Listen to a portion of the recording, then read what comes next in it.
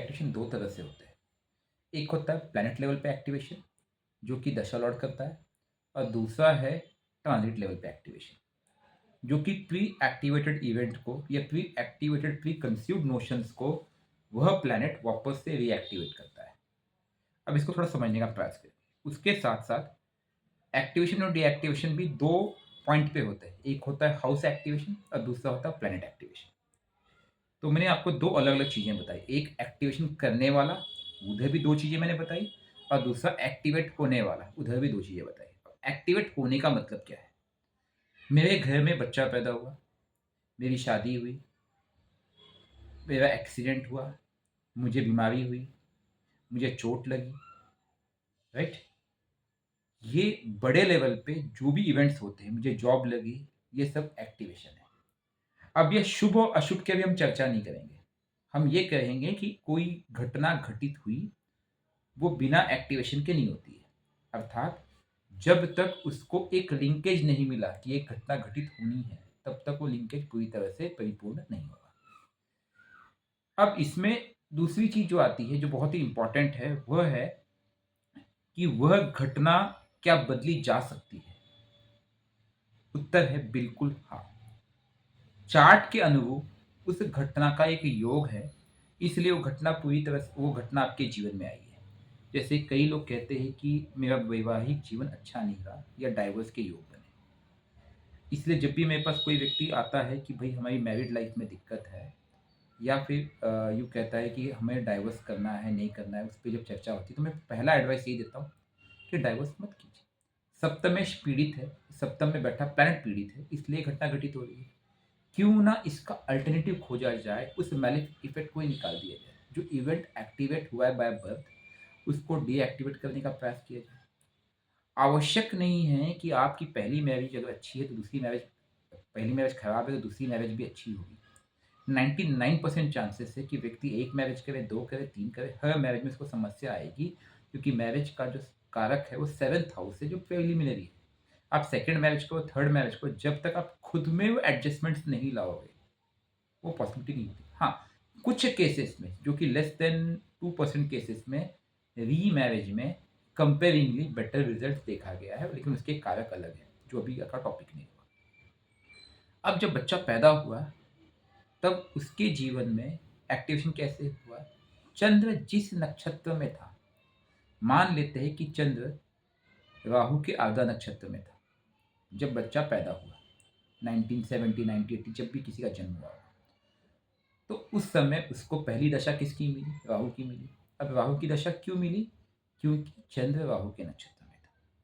उसके बाद वो जो बैलेंस दशा यूज करने के बाद फिर बृहस्पति की दशा आ गई, क्योंकि राहु के बाद बृहस्पति है।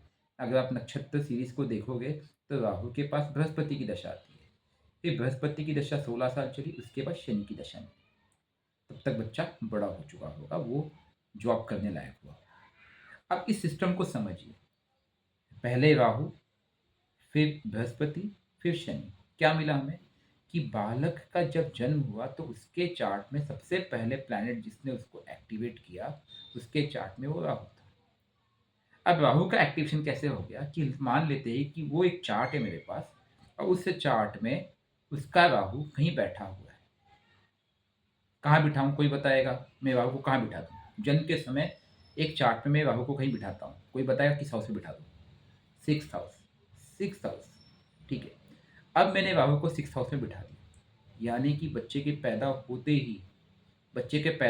ही सिक्स हाउस को एक्टिवेटेड मिला। ठीक है। अब क्या राहु के बैठने से सिक्स हाउस मिला? बिल्कुल सही, क्योंकि राहु सिक्स हाउस में बैठा, चंद्र कहीं बैठा हो, कोई भी लगन है, चंद्र कहीं भी बैठा हो, चंद्र आर्द्रा नक्षत्र में मिला। चंद्र आर्द्रा नक्षत्र में पाए जाने की वजह से राहु की दशा मिली उसे, राहु सिक्स हाउस में। अब सिक्स हाउस किस चीज का कारक है? सेवा का कारक है। बच्चा क्या सेवा करेगा? छोटा बालक है, ठीक है, बाकी घर से आज ही निकला है। उसके बाद क्या है? रोग, ऋण, शत्रु, षड रिपु का कारक है। आप क्या ऑब्जर्व करोगे?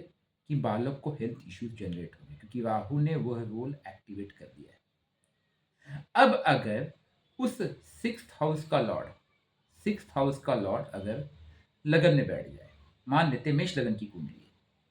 मेष लगन की कुंडली में 6th का लॉर्ड बुध हुआ, बुध लगन में बैठा है, बुध लगन में बैठा है। अब क्या होगा पता है, बाय बर्थ उसके चार्ट में रोग उत्पन्न हो गया। व्यक्ति डॉक्टर को दिखाएगा, क्योंकि राहु का जब रोग होगा तो उसको पता नहीं चलेगा, सीरियसली पता नहीं चलता है। जब भी चार्ट पे राहु एक्टिवेटेड होगा, राहु से संबंधित रोग होगा, डॉक्टर बदलता रहेगा उसको इलाज, उसको पता ही नहीं चलेगा उसका रूट कॉज क्या है, क्योंकि राहु इज हिडन। और केतु का रोग होगा इसके विपरीत, व्यक्ति को पता चलेगा लेकिन रोग इतना जटिल होगा कि डॉक्टर के पास उपाय नहीं होगा।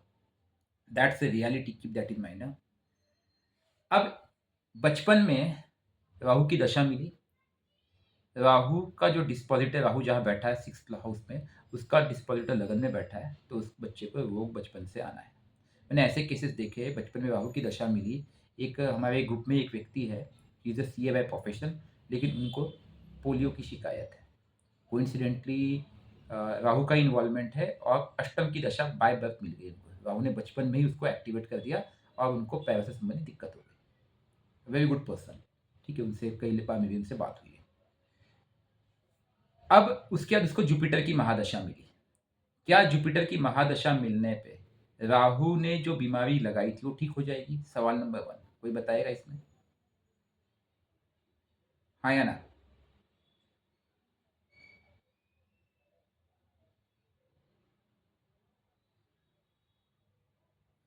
देखो यहाँ पे दो चीजें हैं। नहीं नहीं, सुनिए, वो भूल जाइए। जुपिटर कहीं का भी कारक हो, उसको इग्नोर कीजिए। मेरा एक चीज सर, सिर्फ क्वेश्चन क्या सिंपल, राहु की समझो 5 वर्ष की दशा थी, ठीक है, राहु 6th हाउस पे बैठा था, इसलिए, और जब जब बालक का जन्म हुआ, चंद्र राहु के आर्द्रा नक्षत्र में था, इसलिए क्या हुआ, उसको पहली महादशा मिली किसकी? राहु की। 5 साल की उसकी दशा बची थी, 5 साल की दशा हुई, जब बालक 5 साल का हो गया उसके बाद दशा में परिवर्तन हुआ, राहु की महादशा गई, अब किसकी महादशा आई? बृहस्पति की, जुपिटर की। एक मुझे बोलने दीजिए थोड़ा सा। अब राहु की महादशा जाकर के जब जुपिटर की महादशा आई, तो अब एक्टिवेटर कौन हो गया उसके चार्ट पे? जुपिटर हो गया। पहले एक्टिवेटर कौन था? राहु था। We need to understand. अब राहु ने कुछ इवेंट एक्टिवेट किए, उसने क्या किया? रोग उत्पन्न किया उस बालक के शरीर में। किससे संबंधित? क्योंकि 6th हाउस इज रोग, ठीक है, ऋण तो बच्चा तो कर्ज लेगा नहीं, राइट? तो उसको षड रिपु में सबसे आसान क्या मिला? कोई रोग उत्पन्न करना। अब वो रोग किसके संबंध हो सकता है? क्योंकि उसका सब लॉर्ड मैंने बुद्ध दिखाया है, तो बुद्ध से रिलेटेड, बुद्ध बुद्धि का कारक भी हो सकता है, बुद्ध नर्व्स का प्रॉब्लम भी हो सकती है, राइट? तो इस तरह से उसको एक रोग उत्पन्न हो गया। अब जब बच्चा 5 साल का हो गया, 6ठे साल में एंटर करते ही उसकी जुपिटर की महादशा आरंभ हो गई। लेकिन राहु ने जो डैमेज कर दिया है, वो डैमेज आज भी उसी तरह से प्रभावी रहेगा। This is one type of activation, जो कई बार आप देखोगे कि बच्चा जब बड़ा हो जाता है तब भी उसके अंदर वो ट्रेट्स नजर आते हैं जो बचपन में कोई इवेंट एक्टिवेट हुआ था, उसका नकारात्मक प्रभाव बाद में भी है। ये क्लियर हो गई बात? उदाहरण के लिए मैं अपना भी एग्जांपल दूं, तो मेरे राइट आई में नंबर है, लेफ्ट आई में नंबर नहीं है। ये इवेंट एक्टिवेट हुआ था लॉन्ग टाइम बैक, और वो भी देखिए, जुपिटर मेरे 2nd हाउस में बैठा हुआ है जो कि मैलिफिक है। और वो इवेंट जब एक्टिवेट हुआ था, आज के लगभग होगा, if I am not wrong, 30 years back, childhood में। मेरे अंकल, प्लीज म्यूट हो जाइए आप लोग, मेरे अंकल कुछ लोहे की तार काट रहे थे और मैं उसके करीब जाके देख रहा था। 2nd house family, right? और वो तार मेरे आँख में घुस गई थी, ब्लीडिंग हो गई थी। उसके 2 साल के बाद मेरे राइट आई में नंबर आ गया। आज भी मुझे चश्मे स्पेक की जरूरत नहीं है, लेफ्ट आई 6/6 क्रिस्टल क्लियर, ओके। अब ये इवेंट एक्टिवेट हो चुका था, क्या मैं इसे आज डीएक्टिवेट कर सकता हूं? पॉसिबल है डीएक्टिवेट करना, लेकिन बहुत ज्यादा एफर्ट्स लगेगा, क्योंकि वो इवेंट कभी एक्टिवेट हुआ था तब मंगल की महादशा थी, उसके बाद राहु भाई साहब आए, उसके बाद जुपिटर आ गए, तो सीरीज ऑफ इवेंट्स गए। लेकिन कुछ इवेंट्स होते हैं जिसे हम कहते हैं परमानेंट एक्टिवेशन, कुछ इवेंट्स होते हैं जिसे हम कहते हैं टेम्पररी या रिवर्सिबल एक्टिवेशन। रिवर्सिबल और इरिवर्सिबल 2 कंसेप्ट इंजीनियरिंग में अक्सर यूज़ करते हैं लोग, ठीक है? या रिएक्शंस में भी रिवर्सिबल, इरिवर्सिबल होते हैं, आपने देखा होगा। तो ये जो इवेंट कोई ग्रह अपने दशा में एक्टिवेट करके निकल जाए और वह परमानेंट फुल स्टॉप लगा दे उस इवेंट को, मतलब वो एक डिसेबिलिटी हो चुकी है, तो उसको निकालने में बहुत ज़्यादा एनर्जी की आवश्यकता होती है। ध्यान रखना इस बात को। राहु वही एग्जाम्पल है कि जब वो चाइल्डहुड में तंत्र एक्टिवेट कर दे, जैसे मैंने अभी एग्जाम्पल बताया, ठीक है? सिक्स्थ का डिस्पोजिटर मर्क्यूरी बैठा हुआ है, उसने उसके ब्रेन में वो दिक्कत जनरेट की और व्यक्ति मानसिक तौर पे बीमार है, मानसिक रोगी है, उसने उसके नर्व्स को पूरी तरह से बर्बाद कर दिया है, क्योंकि Budh is poison by Rahu, और वह सिक्स्थ लॉर्ड होने के कारण वह रोल राहु प्ले कर रहा है और बुद्ध लगन में बैठ गया है। अब ऐसे समय में जब उसको जुपिटर की दशा मिली, अगर जुपिटर की दृष्टि लगन पे पड़ रही है तो जुपिटर उसको हील करने का प्रयास करेगा, क्योंकि अब जुपिटर एक्टिवेट हुआ है। लेकिन किंतु परंतु अगर उस जुपिटर का उस पर कोई हील करने का भी संबंध नहीं मिला, अब जुपिटर अपने हिसाब से एक्टिवेट करेगा, उसको जो लॉर्डशिप मिली है, और उस बृहस्पति को जहां पे स्ट्रेंथ मिला, जहां पे बैठा हुआ है। इसके 16 साल के बाद उसको शनि की दशा मिलेगी, तब वो बालक जो था वो लगभग जवान हो चुका होगा, 21-22 साल का हो चुका है। अब इससे 21 साल का बालक क्या करेगा, उसको नौकरी करना है। आज भी शादी हो गई उसको, लेकिन आज भी वो स्ट्रगल कर रहा है। बोले बचपन से मेरी जिंदगी की बैंड बजी पड़ी। आज उसकी दशा किसकी चल रही है, सैटर्न की। अब हमने यहाँ पे 3 केसेस देखे। बचपन में एक दशा मिली, एजुकेशन में दूसरी दशा मिली, और जब बच्चा बड़ा हो गया, जब बच्चा नौकरी करने लगा, उसको तीसरी दशा मिली। What we got to know, just बेटा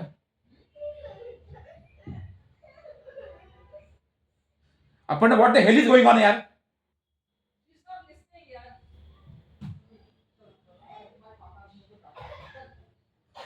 सो वी नीड टू अंडरस्टैंड कि जब कोई भी इवेंट होता है, ओके, तो दशाओं से संबंधित होता है। अब जब उसको सेकंड थर्ड दशा मिली, अब थर्ड दशा सैटर्न की मिली, सैटर्न अपने हिसाब से उस इवेंट को एक्टिवेट करना चालू किया। सैटर्न जहां बैठा और जिसका कारक है, यहां पे भी एक ट्रिगर पॉइंट हमें समझने की आवश्यकता है। क्या वह बचपन के उस इवेंट को डीएक्टिवेट करने की क्षमता रखता है शनि? वो भी कोशिश करेगा, लेकिन वो उसके स्ट्रेंथ के हिसाब से।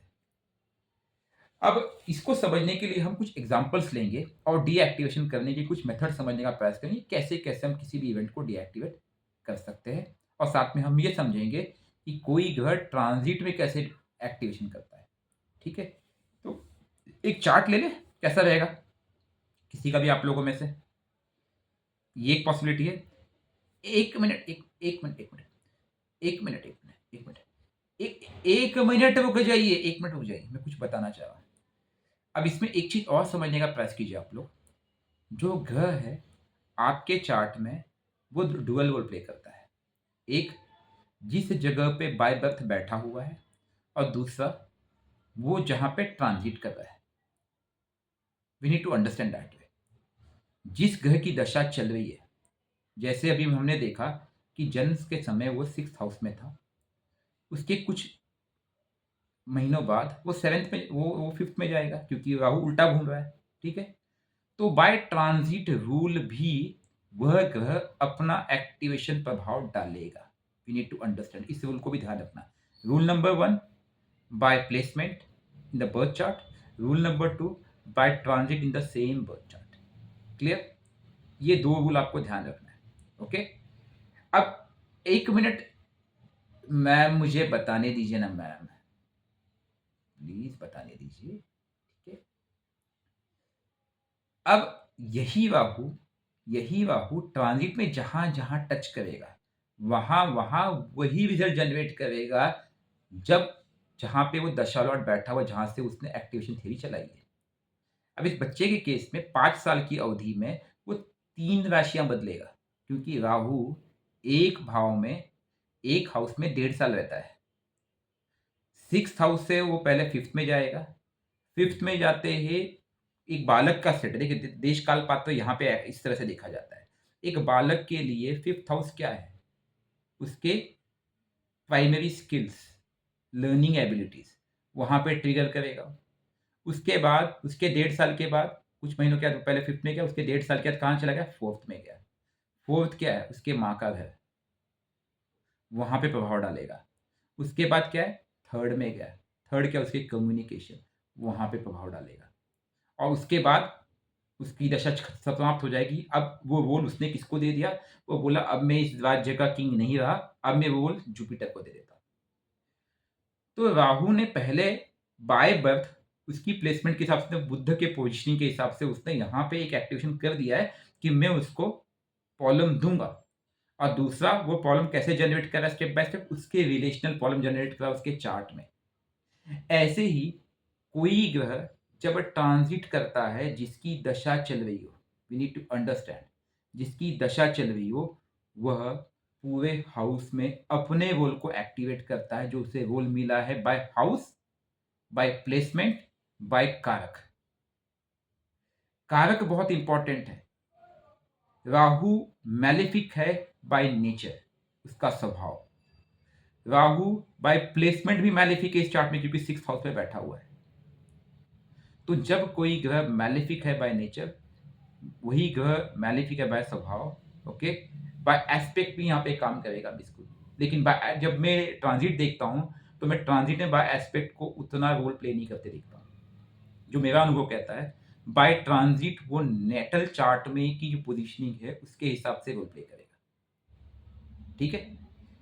अब इसके बाद जब जुपिटर को मिला, जुपिटर भी ऐसे ही खेल खेलेगा। जुपिटर एवरी 1 ईयर में एक हाउस कवर करता है। ठीक है। अब इस एग्जाम्पल को समझने के लिए मान लेते हैं कि राहु की ही महादशा है, राहु एक्टिवेटेड है। ओके, देखो जिसकी महादशा वो एक्टिवेटेड है, वही एक्टिवेट करता है। एक्टिवेशन थियरी सीधी सीधी कहती है जिसकी महादशा है वो इवेंट को एक्टिवेट करती है।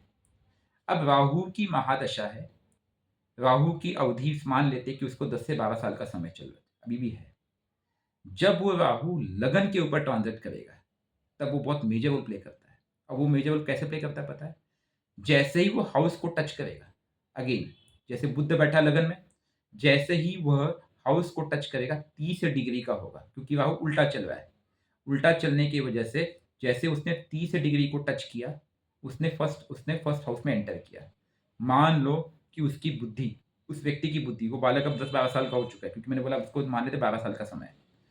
उसकी बुद्धि कैसी होगी? भ्रमित होने लगी, कन्फ्यूजन में आने लगेगा, क्योंकि राहु का स्वभाव है कन्फ्यूजन क्रिएट करना। अब उसकी लगन की डिग्री 20 डिग्री की है। जैसे वो 20 डिग्री को टच करेगा, वो सीवियर हेल्थ इशू जनरेट करेगा, क्योंकि नेटल चार्ट में वह राहु लगन में बैठा हुआ है। Keep that in mind. और बुद्ध की डिग्री मान लेते 10 है, सेम चार्ट में लिया हूं, वो जैसे 10 डिग्री को ट्रिगर करेगा, वो और हिंसक हो जाएगा, क्योंकि 6th का लॉर्ड, ठीक है, 6th का कारक राहु, तीनों एक साथ मिल गए।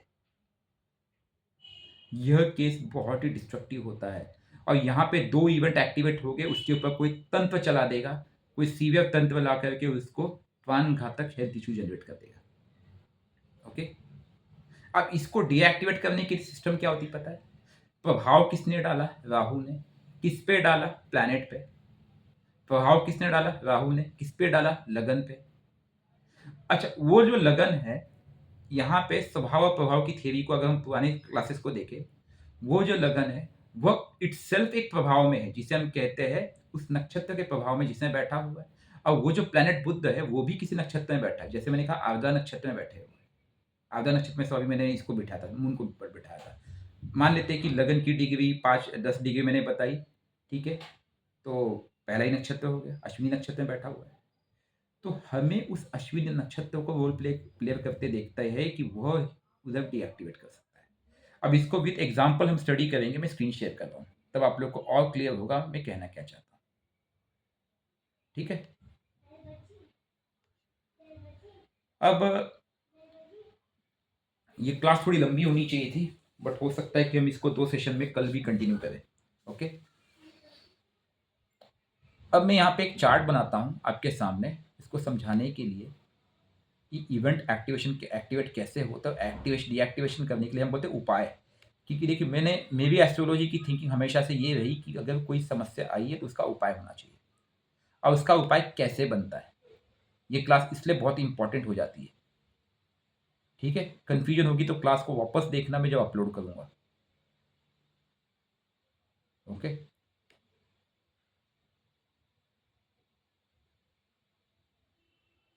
We need to understand couple of things कि कोई भी ग्रह आपको अचानक परिणाम नहीं देता है।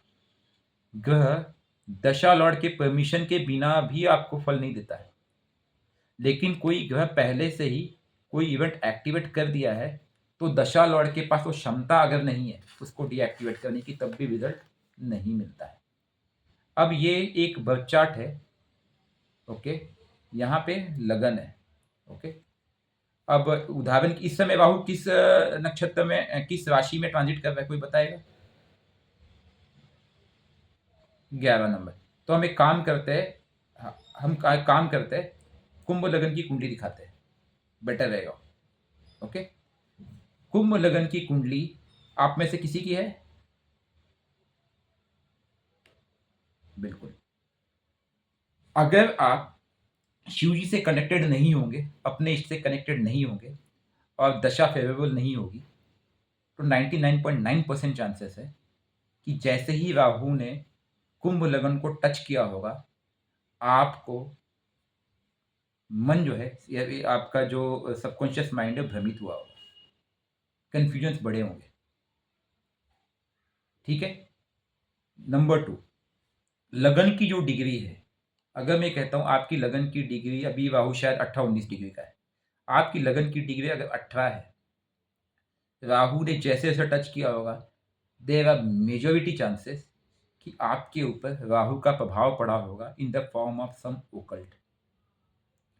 लगन को जब भी राहु टच करता है, लगन की डिग्री को जब भी राहु टच करता है, आप ऑब्जर्व करना, वहां पे अपनी छाप छोड़ जाता है।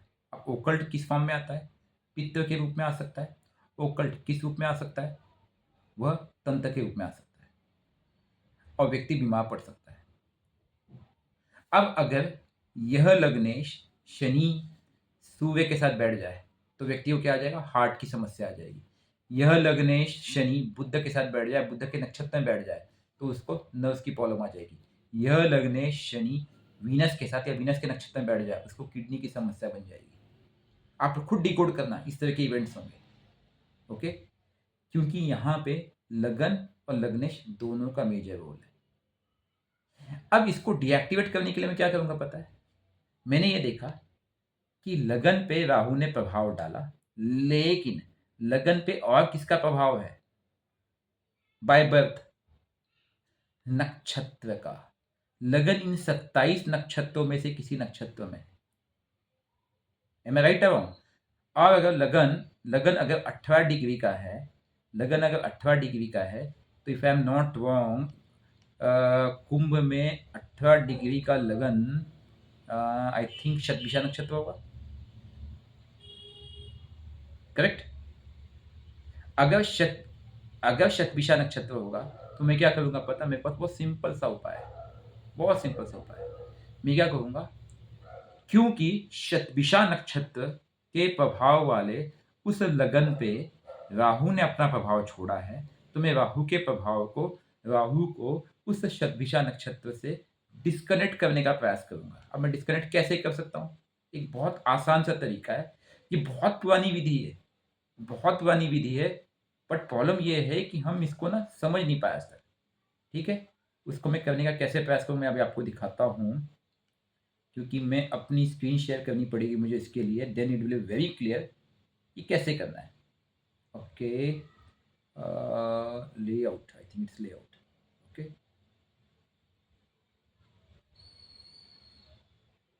Okay, perfect. Am I visible now? Visible? Visible, चलिए। आज मैं नक्षत्र वाटिका गया था, और नक्षत्र वाटिका से ढेर सारे सभी 27 नक्षत्रों के लकड़ियां लेके आया।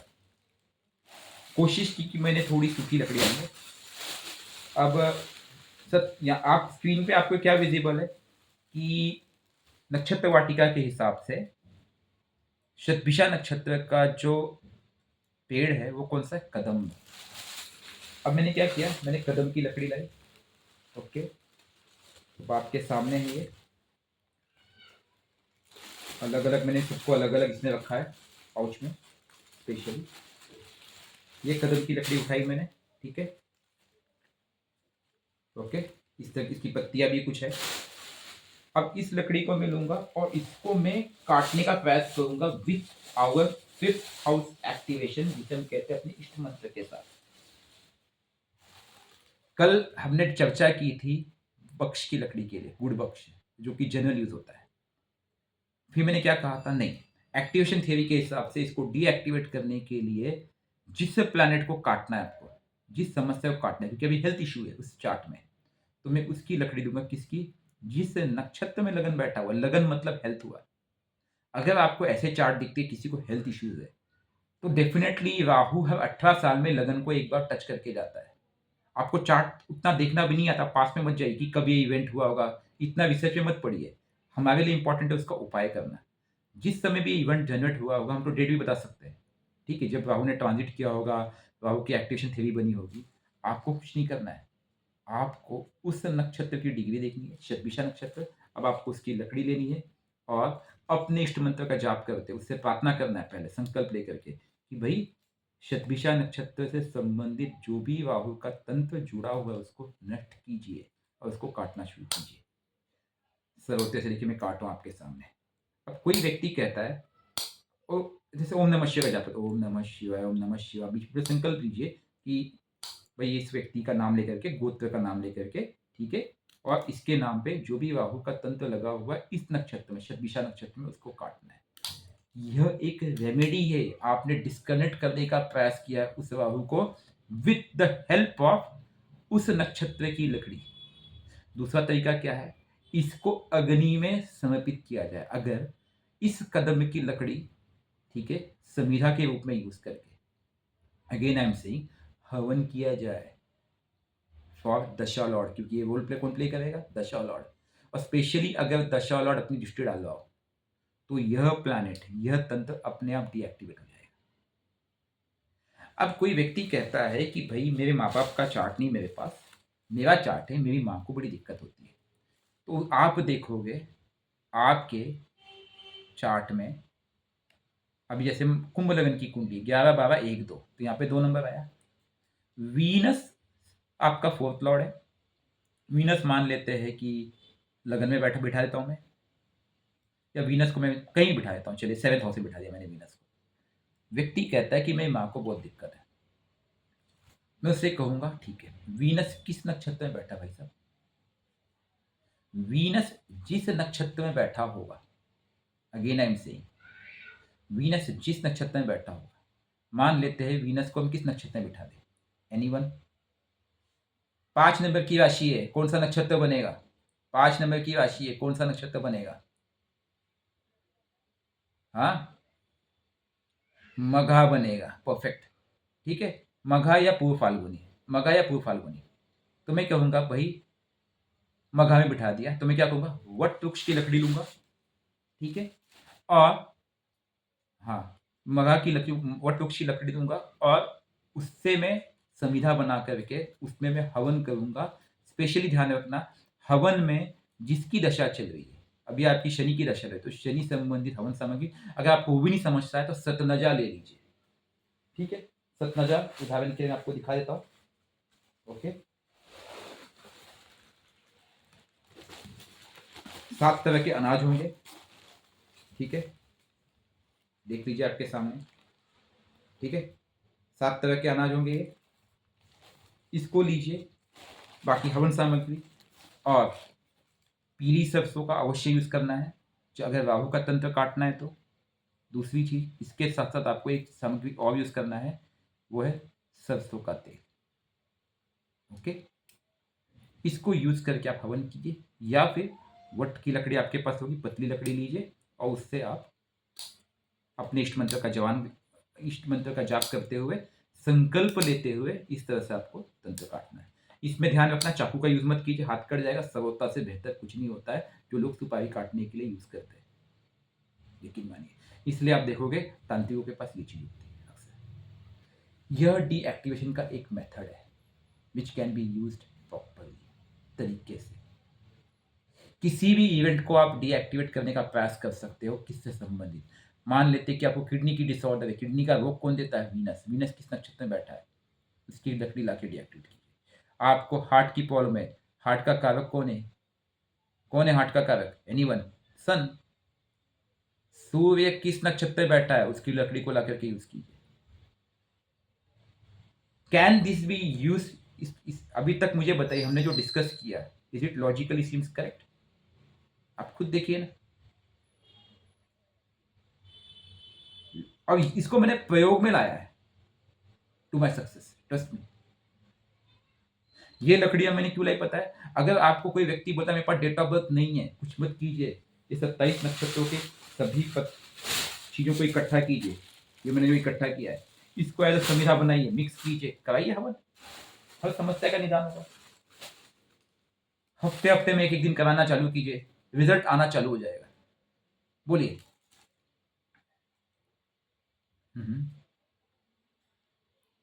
अभी अभी देखिए, पहले एक चीज आपको समझना होगा। एक है स्पेसिफिक इवेंट, एक स्पेसिफिक चार्ट में प्रॉब्लम है, हेल्थ समस्या है, जॉब की समस्या है, जो भी समस्या है, आपने उसके कारक को लेकर उसके नक्षत्र पे मैंने, आपको पता है राहु का प्रभाव है, स्पेशली मैं राहु केतु के लिए बता रहा हूँ ये, क्योंकि मेरा जो ऑब्जर्वेशन है, मेरा जो प्रैक्टिकल एक्सपीरियंस है पिछले कई सालों का, कई हजार चार्ट से मेरा प्रैक्टिकल एक्सपीरियंस ये कहता है कि more than 90% problems are generated by two planets, those are none other than Rahu and Ketu, trust me. और उसमें मेजर रोल राहु प्ले करता है, केतु तो सिर्फ उसको सब उसको बैकिंग दे रहा है नष्ट कर, आपको बर्बाद करने के लिए। और अगर ये एक्टिवेटेड है किसी चार्ट में, तो जब तक वो डीएक्टिवेट नहीं होंगे रिजल्ट नहीं आएगा। एक मैंने तरीका बताया था, जब मैंने जुपिटर की क्लास ली थी तब मैंने क्या बताया था, जुपिटर जब उस पर दृष्टि डाले तब उसकी पूजा करवाइए। याद आया वो क्लास? सेम डिग्री का होकर के, अर्थात जितने डिग्री का प्लैनेट है उतने डिग्री का प्लैनेट जुपिटर होकर के पंचम नवम या सप्तम दृष्टि डाले, तब आप पूजा करवाइए, आपको सफलता ना मिले तो कहना, क्योंकि जुपिटर आकाश तत्व है, आकाश की ऊर्जा आपको मिल जाएगी। दूसरा तरीका ये बताया मैंने कि जिस नक्षत्र में वह प्लैनेट बैठा हुआ है, उस नक्षत्र के संविधा को यूज कीजिए, उसको या तो तंत्र के रूप में काटिए। कटिंग क्यों बोलता हूं मैं? राहु को कौन काटता है? केतु काटता है। ये क्या है? नोकीली चीज, चुभाने वाली चीज, केतु ही तो है। हम कान में, नाक में लेडीज क्यों पहनती है भाई? उसको चुभा के क्यों पहनती है? और सोने की चीजें, मतलब केतु प्लस जुपिटर कॉम्बिनेशन है। अब मैंने ये केतु का काम किया और मैं केतु से राहु को काट रहा हूं। अगेन राहु को कौन बैलेंस करता है? केतु। राहु का उपाय किसके पास है? केतु। मैंने फिर से प्रूफ कर दिया आपके सामने। राहु की काट के लिए मैंने किसको यूज किया? केतु को, राइट? हाँ, लगन में, एक मिनट में क्वेश्चन समझ नहीं पाया, क्या कह रहे हो? देखो मैंने क्या कहा, लगन की डिग्री, ट्राई टू अंडरस्टैंड। लगन की डिग्री है और आपको हेल्थ इश्यूज है, तब मैंने एग्जांपल दिया। फिर मैंने दूसरा एग्जांपल दिया, माँ को दिक्कत है, कुंभ लगन में माँ का कारक वीनस है, वीनस की डिग्री कितनी है? ठीक है, वीनस किस नक्षत्र में है? उस नक्षत्र की लकड़ी। मैंने नक्षत्र की लकड़ी को यूज करने का यहाँ पे बताया हुआ, आप क्लास को वापस से सुनिएगा ध्यान से, कंफ्यूज मत होइए, ठीक है? जेमिनी मैम आप कुछ कहना चाह रही है? हरे कृष्णा, बोलिए।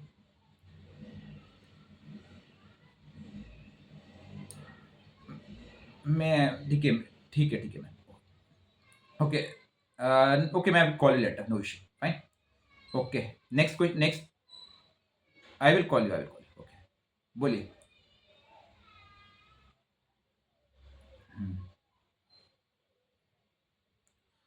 मैलेफिक हो बेनिफिक हो, it doesn't matter. Activation theory में एक दिन में डीएक्टिवेट नहीं होगा, अगेन मैं से जितनी ऊर्जा होगी, एक मिनट, जितनी ऊर्जा होगी आपको उतना समय लेगा। ये टेक्निक मैंने बताई है, ये काम करती है। मैंने देखा है बड़े बड़े तांत्रिक 3-4 घंटे बक्श की लकड़ी या किसी लकड़ी को लेके काटते रहते हैं। मैंने नीम की लकड़ी देते देखा उनको, ठीक है? अब मुझे कोई बताएगा इस नक्षत्र वाटिका में नीम किसको रिप्रेजेंट कर रहा है? एनीवन, कोई देख के बताएगा मुझे इसमें कौन सा नक्षत्र है? नीम का। उत्तर भाद्रपद, उत्तर भाद्रपद, उत्तर भाद्रपद, यहां पे देखिए, नीम उत्तर भाद्रपद। दूसरा वो लोग क्या यूज करते हैं, दूसरा वो लोग क्या यूज करते हैं, बक्श। तीसरा क्या यूज करते हैं, गूलर। मैंने देखा है यार, 5-5 6-6 लकड़ियां यूज करते हैं, क्योंकि वो ट्रायल एंड एरर करते हैं। उनका ये देखा होता है कि यार कोई प्लैनेट इसने एक्टिवेट हुआ है, और मेरा पार्ट है, मैं रिसर्च करता हूँ क्यों, वाई वाई वाई। बिना रीजन की कुछ नहीं। ऋषि मुनि तपस्वी ने, ये प्राचीन काल से कोई चीजें चलती आई है तो उसके पीछे रीजन है। प्राचीन काल से लोग करते आए तो उसके पीछे रीजन है। They are not going blindly, you need to understand. और इसको हवन संविदा के रूप में अग्नि में यूज करने से ज्यादा रिजल्ट आएगा, आप नोटिस करना। आप हफ्ते हफ्ते कीजिए, महीने 2 महीने में आपको समाप्त पूरा तंत्र करते नजर आ जाएगा। और ये सिर्फ चीज गुप्त कीजिएगा, बस शांति से कीजिए, ये रिजल्ट देते हैं। ठीक है, क्लियर। 7 तरह के अनाज होते हैं 7 ग्रहों को लेकर के, राहु केतु को इंक्लूड करके। आप उसमें जौ, और प्लीज म्यूट हो जाइए यार बाकी लोग, ठीक है। अश्वनी जी क्या कर रहे हो यार।